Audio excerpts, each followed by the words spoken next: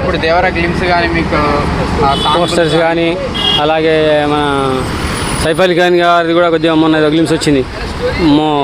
మరీ క్రూరంగా చూపించబోతున్నట్టు నాకు తెలిసి. దేవరా రాజమౌళి సినిమా తర్వాత వస్తుంది, అదొక్క డౌట్ తప్ప ఏం లేదు కాక. ఆ 3 అక్షరాలు ఎట్లా ఉందో, 3 లోకాల్లో బ్లాగ్ ఇంకేదో మూడుకి సంబంధించి చాలా రకాలుగా ఉంటాయి. అటువంటి అన్నీ బ్రేక్ అవుతాయి ఖచ్చితంగా. దేవరా ఆ 3 అక్షరాల పేరు కూడా, ఎందుకంటే నాకు 3 మీద చాలా నమ్మకం ఉంటుంది. శివుడు 3 కన్ను తెరిస్తే ఎలా ఉంటుందో ఆ టైప్లో అంత పెర్ఫార్మెన్స్ రావుతుంది, అంత బ్లాక్ బస్టర్ అవుతుంది. అలాగే మన శ్రీదేవి గారి కూతురు హీరోయిన్గా ఉండడం, ఫస్ట్ టైం తెలుగు ఇండస్ట్రీలో అడుగుపెట్టింది కాబట్టి బ్లాక్ బస్టర్ అవుతుంది. మళ్ళీ నెక్స్ట్ ఏంటంటే కొరటాల శివ గారి డైరెక్షన్. ఆయన సినిమాలు అన్నీ చూసినాం, ఒక్కటి తప్ప అదొకటి ఆచార్య తప్ప అన్ని సినిమాలు చూసినా అన్ని బ్లాక్ బస్టర్లే. సో ఎన్టీఆర్ గారి పెర్ఫార్మెన్స్, రీసెంట్గా వచ్చిన సాంగ్ కూడా ఎంత బాగా అనిపించేసింది. ఎవడో పాడిన గాయని మీద కేసు పెట్టిండ. సో వాని మనసులో అట్లా దూరిపోయింది అనమాట. పాట అంటే చూడు ఎంత ఏ రేంజ్లో పాపులారిటీ వస్తుందో. ఖచ్చితంగా ఇండస్ట్రీలో మరో బ్లాక్ బస్టర్ రాబోతుంది. ఒక బాహుబలి రేంజ్లో ఖచ్చితంగా కొడతారని అయితే అనుకుంటున్నాను.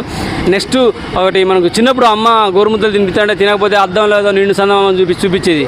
అది కాదు కాక, మమ్మీ నువ్వు నన్ను మోసం చేసినావు, నిండు సందమామ అంటే ఎట్టుంటుందో, కత్తితో రక్తం నరికితే ఆ రక్తం వచ్చేసి హాఫ్ మూన్ ఫుల్ మూన్ చేస్తుంటే చూసిన అది నిండు సందమామ అనే ఫీలింగ్ కలిగింది. మస్తున్నది. సైఫ్ అలీ ఖాన్ గారిది కూడా ఈ మధ్య చిన్న గ్లిమ్స్ వచ్చింది, అది కూడా వండర్ఫుల్గా ఉంది.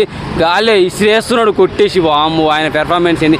ఈ వయసులో దగ్గర 60 ఏళ్ళు వచ్చి ఉండేవి, ఈ వయసులో కూడా అంత పర్ఫెక్ట్ చేయగలుగుతున్నాడంటే ఖతర్నాక్ మూవీ దేవర సినిమా నుంచి రాబోతుంది.